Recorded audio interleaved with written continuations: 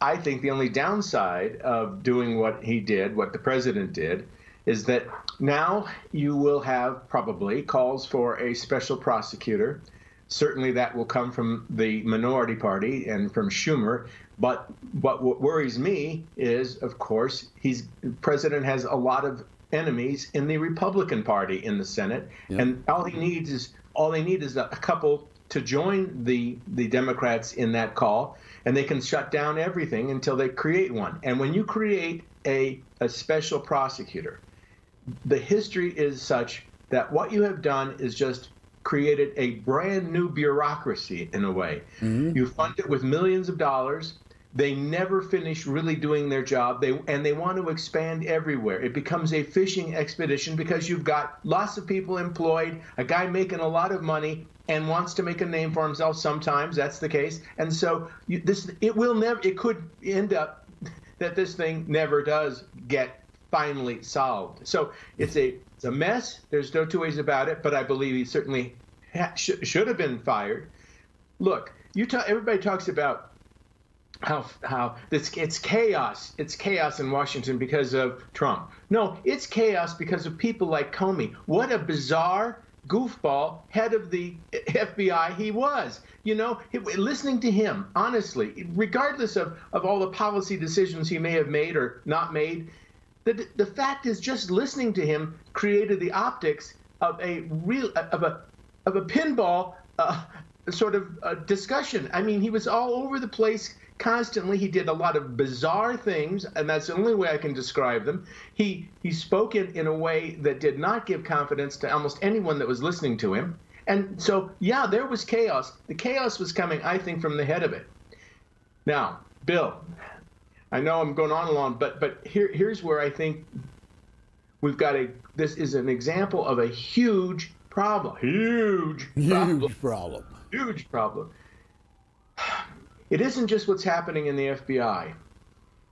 The politicization of this bureaucracy, and especially of the bureaucracy that it deals with national security, and this is the most, I think, dangerous thing I've seen in a long, long time in government. And it's happening not just in the FBI, of course. It was in the IRS. It's in the Bureau of Land Management. You look across the government today.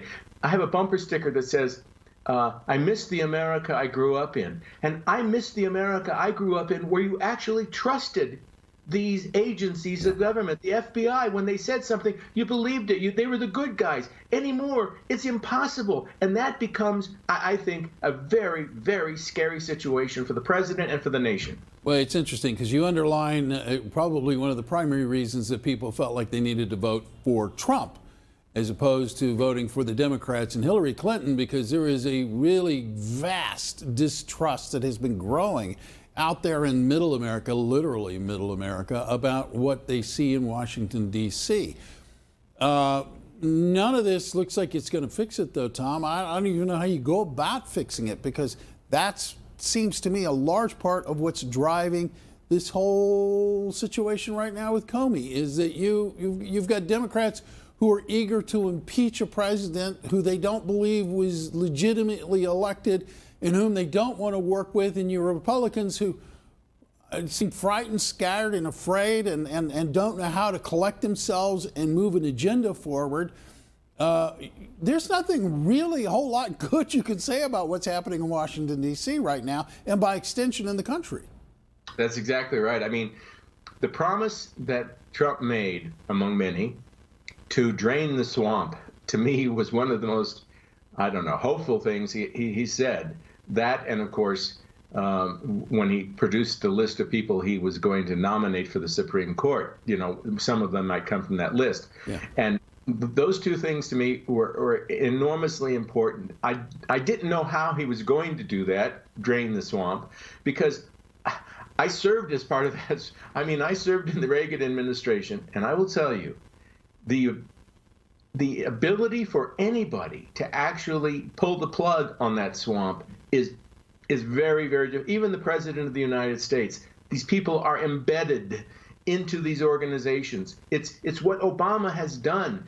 he has created a situation where it is almost impossible to drain that swamp, and where his minions are working not for the benefit of the organization, but for the benefit of a political ideology. And this is what is, I think, the most scary situation we have ever faced. You just can't have, a president cannot have a Department of Justice or an FBI or the CIA or NSA acting in ways where he can't trust them. As I said before, I think on here, what would you do when you're president of the United States and you're listening to you're getting your daily briefing and you're thinking, do I really believe this guy? Yeah. And what can I really tell him? Because I don't trust that agency. I mean, my God, man, this is scary stuff. Yeah, no, it is really scary stuff.